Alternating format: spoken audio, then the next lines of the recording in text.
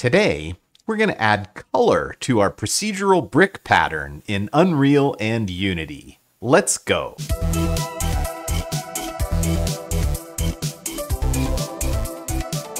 Alright, so we're going to start out in Unity today. So this is the procedural brick pattern that we created in last week's shader tutorial. Now, if you haven't seen last week's video yet, be sure to go back and watch that one before starting on this one, because you need to understand what's going on here in order to generate this base procedural brick pattern, because this is going to be our starting place for today. Okay, so what we're going to do today is I'm actually going to show you 3 different methods for adding color to our procedural bricks. Right now, all we have is this black and white mask where our bricks are white and our grout is black. But we need to add color to this so it actually starts looking more like bricks. So the first method that we're going to use is pretty basic. We're just going to take our mask here and we're going to use it to blend or lerp between a grout color and a brick color. So I've grabbed 2 colors that I like, and you can actually use whatever colors you want, but these are the ones that I'm going to use. So I'm going to use this color here for our bricks and this color here for our grout. So all I need to do is add a linear interpolation node or a lerp node here. And we're going to plug this color into the A socket of our lerp. We're going to plug this color into the B socket of our lerp. And then we're going to grab our procedurally generated brick mask here and plug that into our T socket. And boom, there you go. Now we've got colors for our bricks. And it's pretty simple. So if I just take the values of this lerp here and plug them into base color and emissive or emission, now we're going to get over here on our preview our brick pattern. So pretty cool and pretty simple. Now this brick pattern is fairly basic and there's nothing really interesting going on here. For one, normally when we look at brick walls, every brick is a slightly different shade. And so let's take a look at our second method for creating color that's going to allow us to get a little bit more variety. So the way that we're going to do this is we're going to use a new node here that's called random range. So let's take a look at this node. We'll just kind of zoom in here. This takes an input seed that's a float 2 value, and then we give it a minimum and a maximum. And this minimum and maximum are the lower amount and the higher amount for the output that we want. So these are min and max for the output. And what this is going to do for us is it's going to give us a different index value, or for each individual brick, we'll have a different grayscale value. So the first thing that we need to do, we've got this combine node here, and it's giving us UVs for our bricks. But what we want to do is round down each of the brick values to the nearest whole number. And the way that we do that is with a floor node. So I'm going to grab the output of our combine, and I'm going to create a floor node with it. And so what this is doing is each brick is getting rounded down to the nearest whole number. And these whole numbers are quite a bit above 1, which is why we can't really see them here. The preview only shows us values between 0 and 1. But if we could see values that were higher than 1, actually, we can if we just multiply this by like 0.1 or something like that, just to give you an idea of what these values are doing. Now that we've kind of toned these down, you can see that each brick value has its own number in both the U coordinate and the V coordinate. So I'm getting red or the U coordinate going this way and green, the V coordinate going that way. And each brick has its own value. So what that means is since each brick has a unique U and V value, if I pass it in here as my seed, I'm going to get randomized values out. So I'm just going to delete this multiply and plug our floor node here into my random range. So now if I preview our random range, you can see that each brick now has its own unique index value, and I can use this value for determining the color of each individual brick. All right, so we're going to bring our random range node over here, and we're going to add another lerp node. And this lerp node is going to help us to assign unique values to each brick. Okay, so I have a couple of brick colors that I chose here. You can use whatever colors you want. But what I did is I picked one color that was a little bit more orange and a little bit darker and a little bit more saturated for the first one. And then this one is a little bit more red and a little bit lighter and a little bit less saturated. So we're just going to blend between these two colors based on our random range node. And now you can see that we have randomly colored bricks. All right, pretty cool. So now we can just take this lerp, and instead of this solid color for our bricks, we can replace it with these colors where each individual brick has its own random color. And now we get a pretty cool looking brick pattern where we've got each brick that has its own assigned random value. Now, last week, I talked about the benefits of procedurally generated patterns, and one of them is that the pattern would tile forever and never repeat itself. But the pattern that we generated was just this, and it was repeating itself over and over. So I kind of contradicted myself when I said that.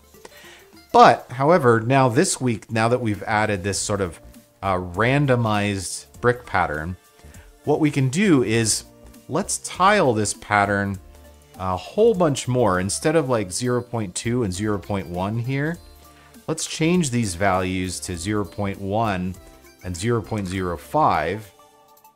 And you can see that no matter how many times we tile this, what we're going to get here is a brick pattern that never repeats itself.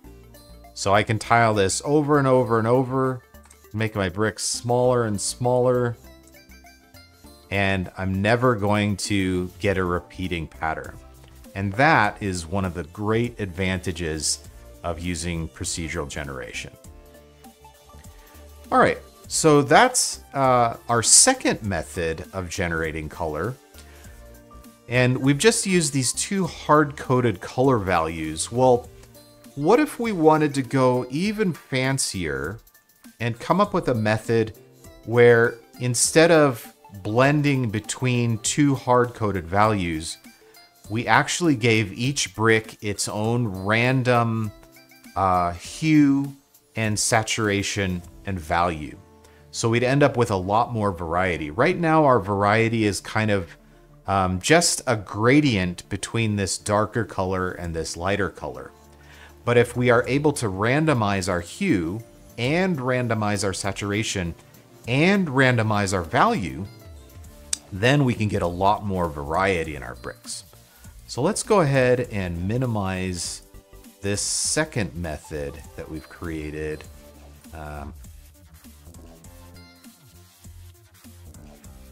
Let's just move this over here, and we'll create our third method further up here.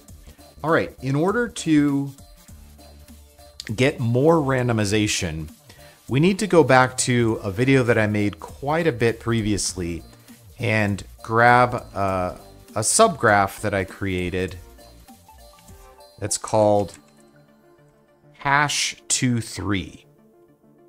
I'll link this video right here up in the corner. So I created a whole video where I described how to create this hash node. And so I'm not going to go into that now. Let me just grab our graph inspector here and set our preview to 2D instead of 3D so we can get a better idea of what's going on. So what this node does, our random range node gives us just a black and white random value. But this hash23 node gives us 3 different channels of randomness. So if I plug my floor into here, now what you can see is that every brick gets a red random value, a green random value, and a blue random value. So I'm putting 2 values in, that's what this 2 here is for, and I'm getting 3 values out. And like I said, if you want to know how to make this node, it's really useful. You can use it for all kinds of things. go back and watch that video that I linked up in the corner, and also put a link to it down in the description. So now I have 3 random values. And what I can do is I'm going to add another node here that's called color conversion, color space conversion.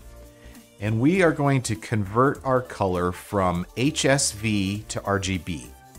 HSV stands for hue, saturation, and value. And so each of these input values is going to be the hue, the saturation, and the value. And then the output mode of color, or color space, is going to be RGB, which is what we need to pass into our base color here. So what this means is I start out with a color, and I'm just going to give myself a vector 3 here. I start out with a value here where this first value is the hue, the second value is the saturation, and the third value is the value, or the brightness.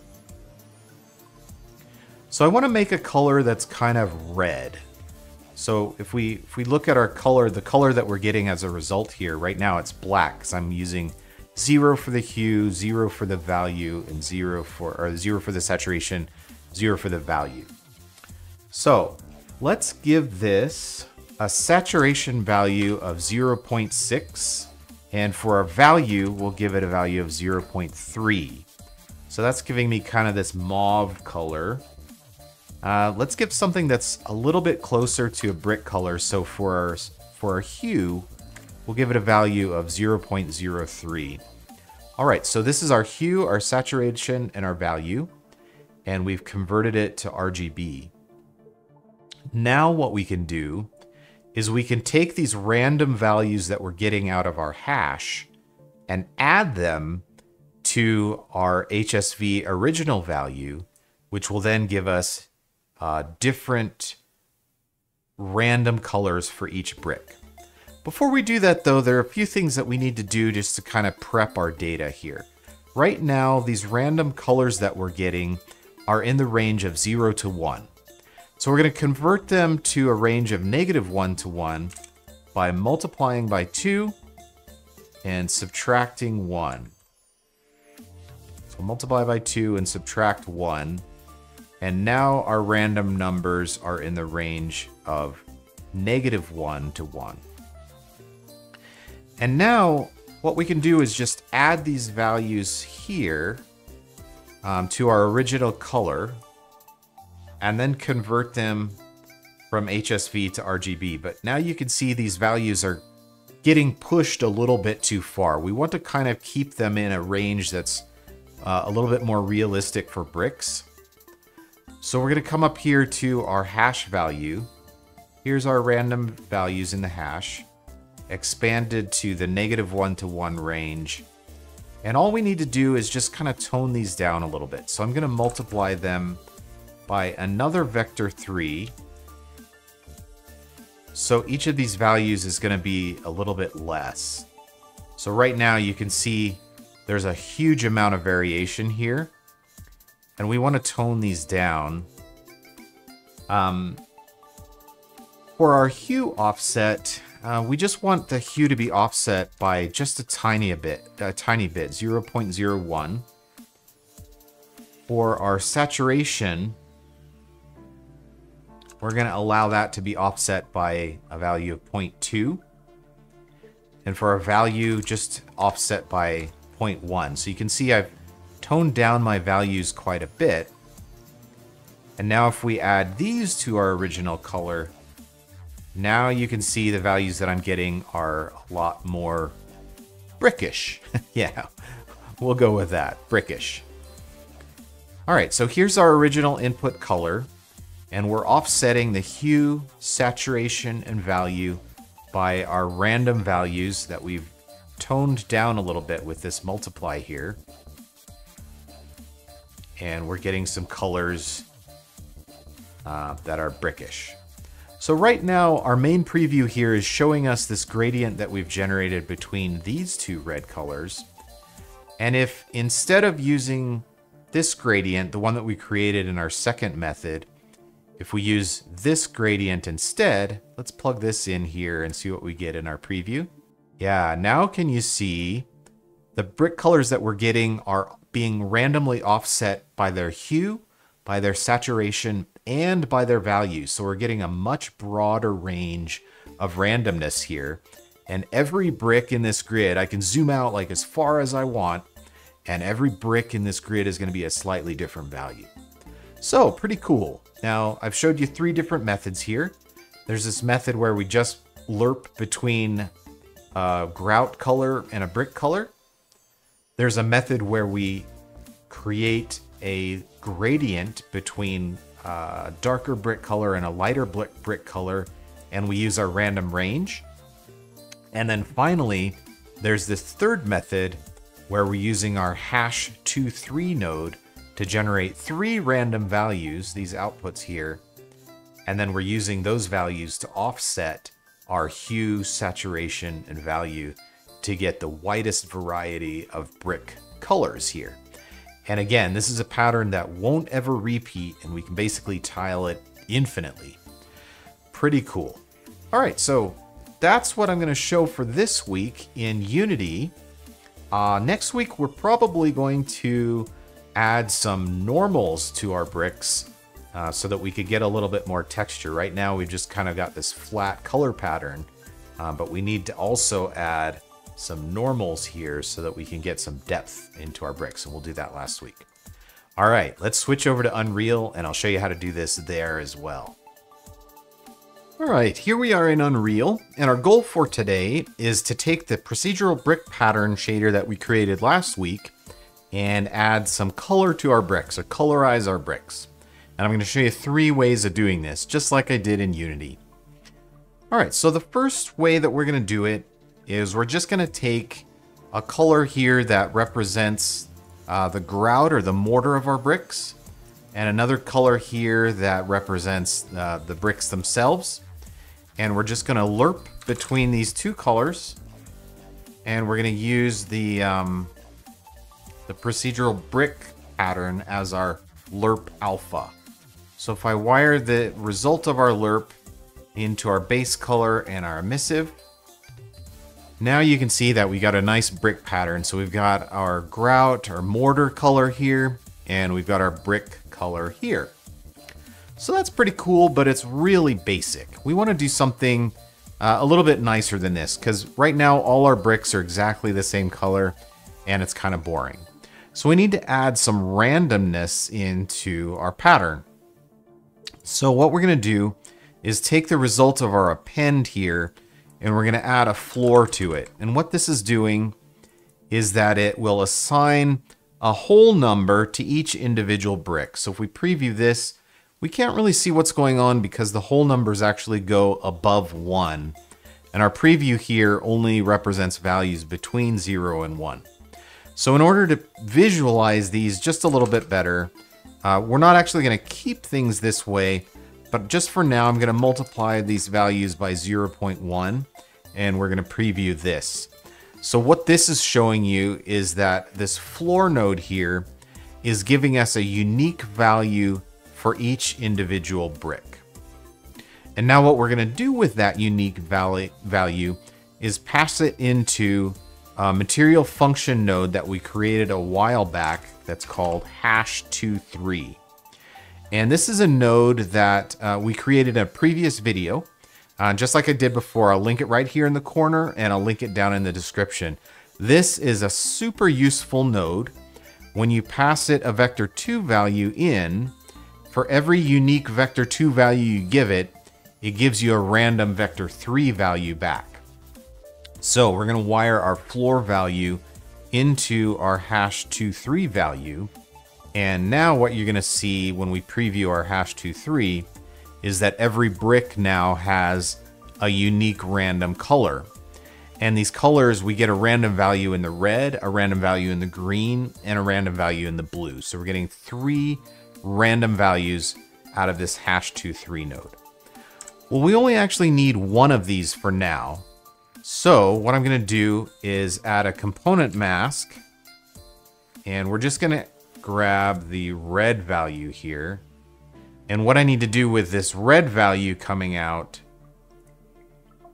it looks like this. Now what I can do with that is I can add another lerp and take our brick color that we have here and lerp between these two different brick colors based on that random value. So I have kind of a lighter, less saturated and more orange brick color. And then this is kind of a more red, more saturated and dark brick color. So if I use my random value here to blend between those two colors, and then we use this for our brick color instead, now what you'll see when I stop previewing here is that each of our bricks is a slightly different color. Now, if I were going to do this again, I'd probably tune these brick colors just a little bit to get something that looks a little bit more natural, but you get the idea.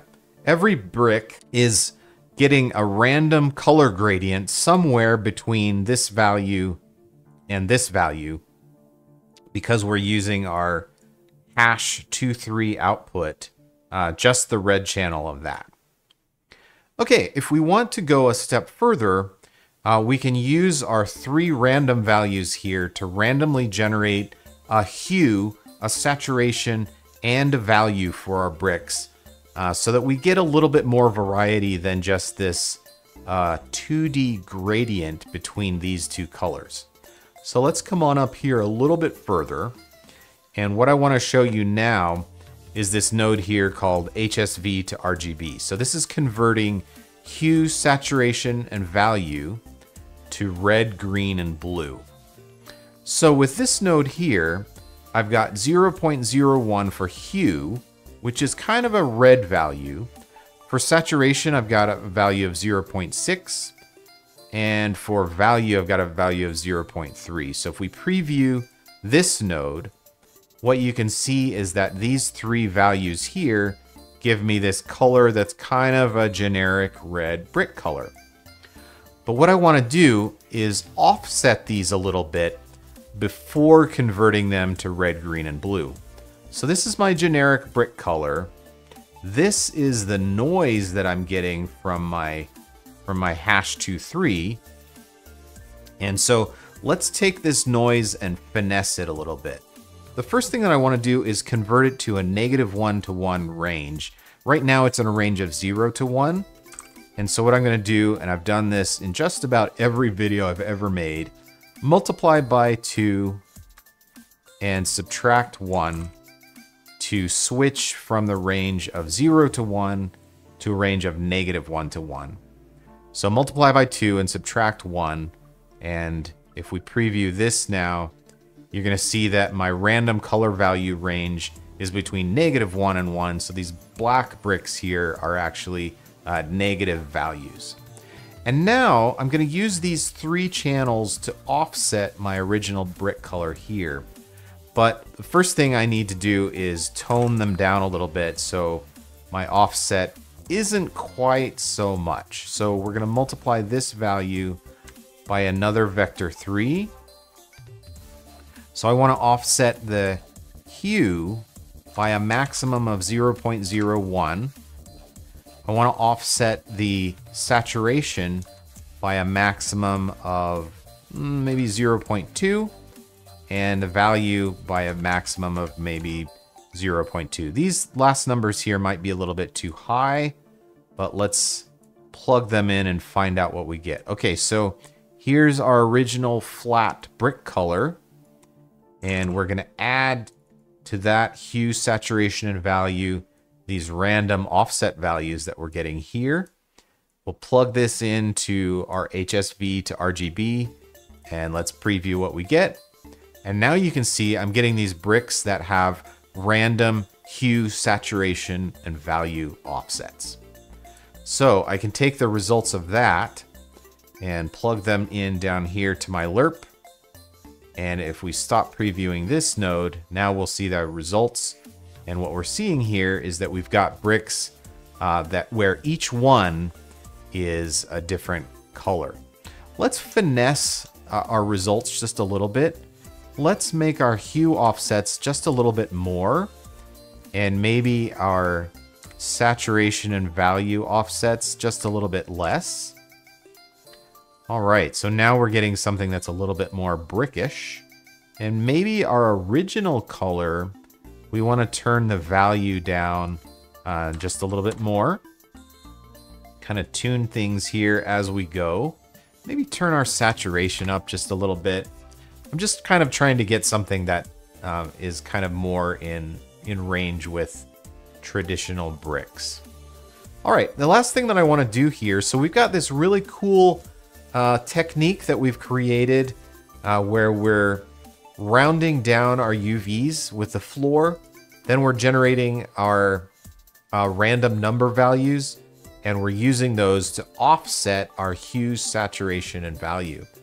Now, the really nice thing about using these procedurally generated techniques is that no matter how many times we tile our bricks, we're never going to get a repeating pattern. Every brick is going to be a slightly different color than its neighbor, and we're never going to get a pattern where we're tiling these things. That's the advantage of these procedurally generated techniques. So no matter how many bricks we make here, every single brick is going to be its own unique color. All right, pretty cool. So that's it for this week. About wraps it up for us. Next week, like I said, we're going to show you how to procedurally generate some normals to get some shapes into the bricks. So be sure to come back for that one. And in the meantime, have a great week.